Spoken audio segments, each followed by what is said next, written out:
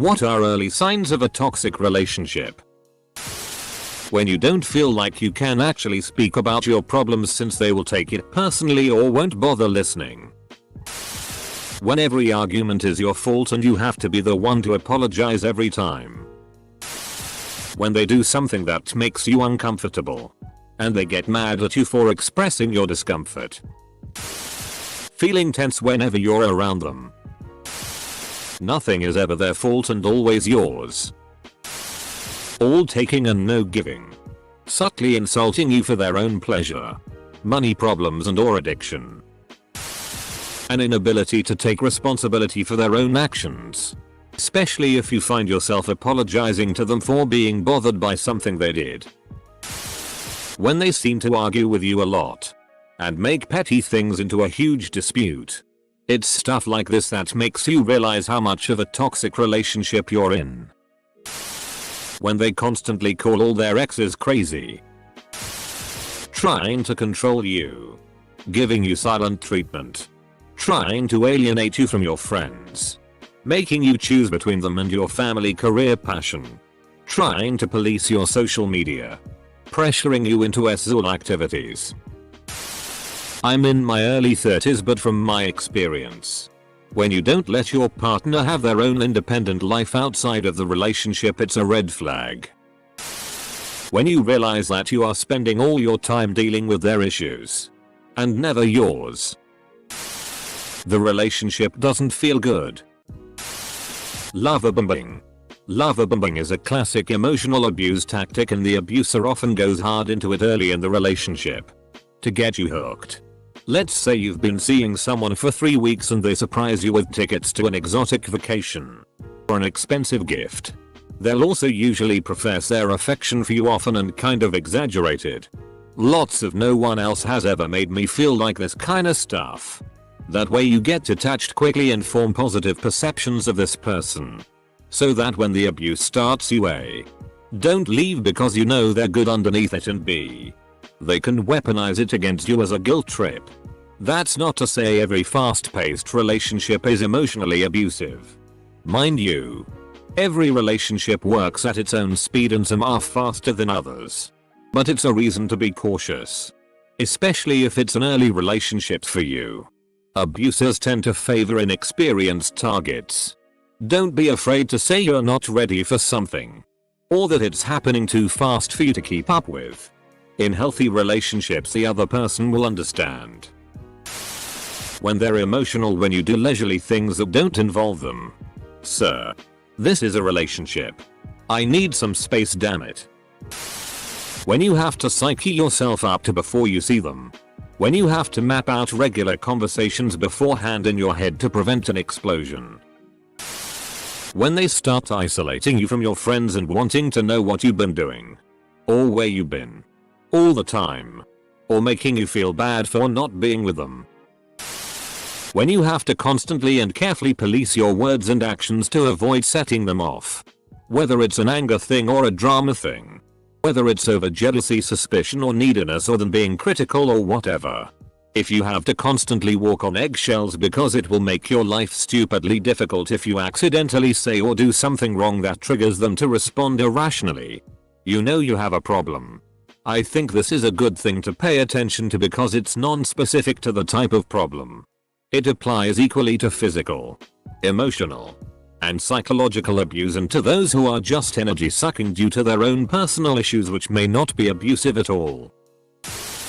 Gaslighting. Run fast. It never ends. If, according to them, everyone they've ever dated before you mistreated them as crazy as to blame for their trust issues etc. And you're the first person who has ever treated me well. Be very careful. It absolutely could be true. But often people who are incapable of taking responsibility for their behavior create narratives like this around their past conflicts. And it can be very easy to get sucked in. The ego validation alone can be pretty seductive. In addition to many of the more obvious ones here. 1. Not apologizing and not taking responsibility for their actions. 2. Always constructing a narrative that absolves them of responsibility in any issue. Both of these indicate an unwillingness to admit fault in any way that bruises their ego. On a small level, it's not sorry I made us late because I lost track of time. It's well, you should have called me to make sure I had eaten before we got close to the time to leave, and why does the extra half hour matter anyway? In my experience, this eventually turned into every issue, big or small, being 100% my fault no matter what. Plus a dramatic rewriting of history to save her ego after the fact.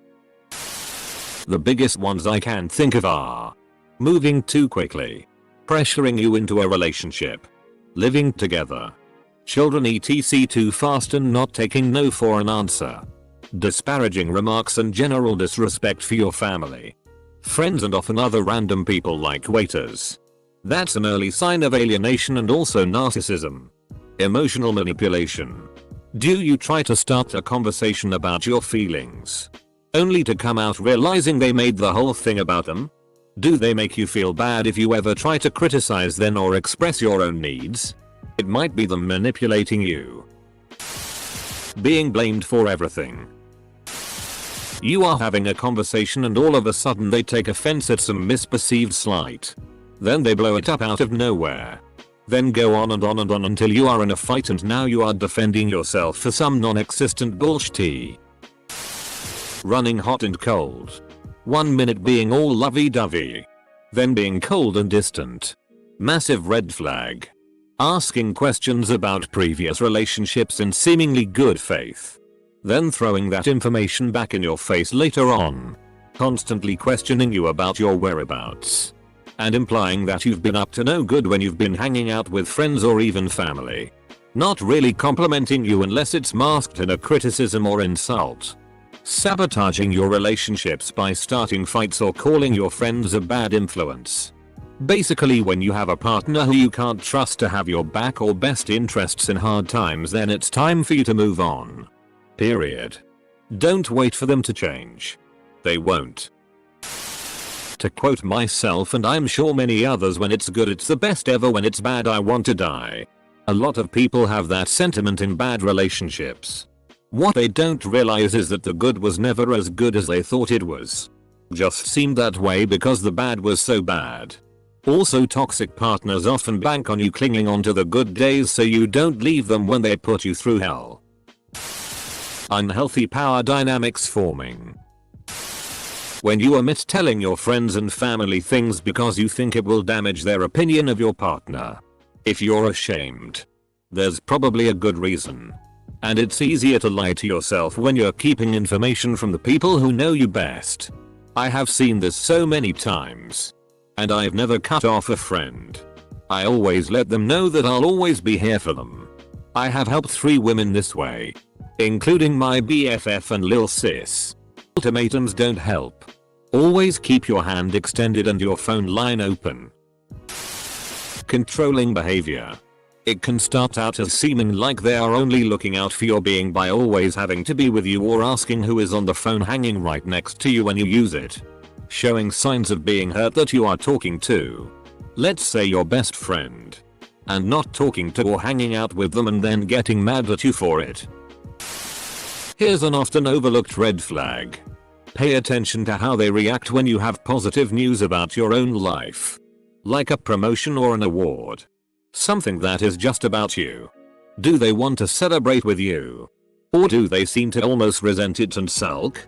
How they act around you when under stress is a big obvious one, also like whether they take it out on you.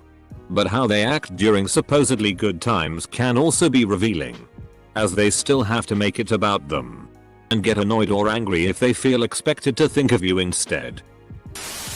Quickly escalating disagreements. Controlling behaviors.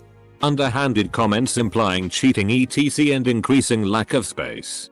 Cycles of arguing. Breaking up then making up. 1. If being around them makes you tired. 2. If you feel like you aren't being your full and true self. 3. They overstep boundaries or don't understand why a boundary is being placed. This is a big one. 4. They're not kind to others. 5. You feel as though they are hiding something big from you. 6. If you aren't a priority. 7. If you are way too much of a priority. 8. They try to touch you or kiss you before you're ready. Emo. Projecting. IDK might just be me, but if someone is constantly saying stuff like I know one day you'll wake up and be sick of me and just leave, or I know you'll end up cheating on me, then yeah. The non-apology. They do something wrong or aggressive, but then apologize in a way that makes it your fault. I wouldn't get so angry if you just learned to make a frickin' sandwich. Controlling behavior. When alcohol is used for everything. It doesn't have to be alcohol. My ex used television to walk away from conversations. Texting you every waking moment of the day to know exactly what you're doing and never giving you time to yourself. This may depend on the person though. Extreme codependency, and if you are both addicted to any substances and use together. Off the top of my head. Limiting who you're friends with. Of opposite sex. Tracking your location and getting in trouble if you're out too late or veered away from a certain location. Not staying in constant communication via text or social media. Your so sees you active on social media but is hurt if you don't respond to them immediately, gaslighting they're always the victim. Everything is your fault no matter the circumstance. One-sided rules. Take a combination of anything I said above but it doesn't apply to them. Example, I'm allowed to have friends. Trying to make future plans like marriage with someone and a couple has just started dating. I know someone who finds herself in this situation over and over. Semicolon. And over. And over. Semicolon. Dot. And she hasn't figured out it's a huge red flag yet. So upsetting to watch. Wanting to know exactly where you are. What you're doing. And who you're with all the time. When you have an argument and they point out your personal issues. When you find yourself on Reddit asking for relationship advice. Joking about your allergies that someone would eat a certain allergic based food as a punishment. Yeah. That was a red flag. You spend most of your time being sad instead of happy because of your partner. How they talk about their exes. Even if they were, in fact, a psycho. A healthy person can describe them tactfully. Most psychos are genuine people who've been gaslit, manipulated or hurt by the person who's now on their best behavior to hook you. How they handle little mishaps. Do they flip out if the food is cold? You're 5 minutes late? Run. How do they respond to the word no? This is the easiest and most important test. One no got me out of what could have been a terrible relationship just a few months ago. I told a man I wanted to go home earlier than I'd planned. That led to him having an emotional outburst in the middle of a residential street. Do not try to rationalize any resistance to your boundaries. Just opt out ASAP. When she wants to meet at the old asbestos factory.